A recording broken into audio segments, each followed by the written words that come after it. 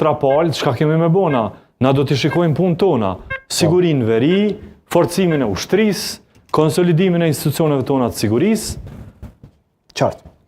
Pyetja e njëjtë për juve, zonja Çitaku.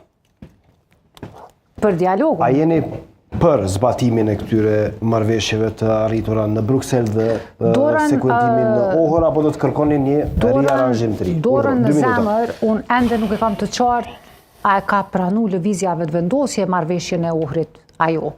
Sepse kemi pas qatë shumë kakofoni, edhe qatë shumë qëndrime të ndryshme. Ndonjëherë na thuaj që është pranu, ndonjëherë na thuaj që nuk është pranu, kështu që çka bën Serbia bash hiç për shtypje nuk bën, se Serbia se ka pranu as marrëveshjen e Rambujës. Qartë, për çka bën Kosova, kjo po na intereson. Kjo ka qenë oferta ma e dopt që ka pranuar Kosova ndonjëherë.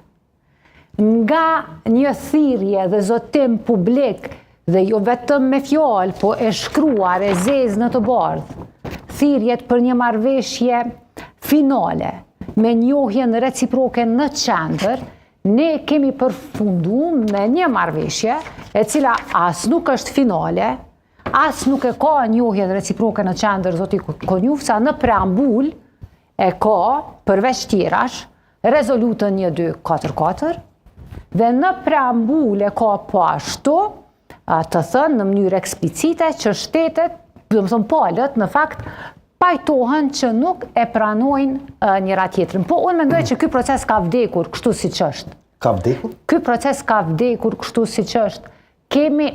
Ne kemi humbur një mundësi të artë pas ndërhyrjes së paprovokuar të Rusisë në Ukrainë. Ka qenë një kontekst gjeopolitik jashtëzakonisht i favorshëm për Kosovën. Fatkeqësisht, thirrjeve të Bashkimit Evropian dhe SBA-ve për seriozitet dhe për angazhim konkret nga ana e qeverisë së Republikës Kosovës, lëvizja vetëvendosje i është përgjigjur me arrogancë dhe papërgjegjësi. Kjo është oferta ma e zbet, ma e dobët që e ka pranuar Kosova. Do ta ketë mundësinë ta replikoj, por para kësaj ta përmbyllim rrethin.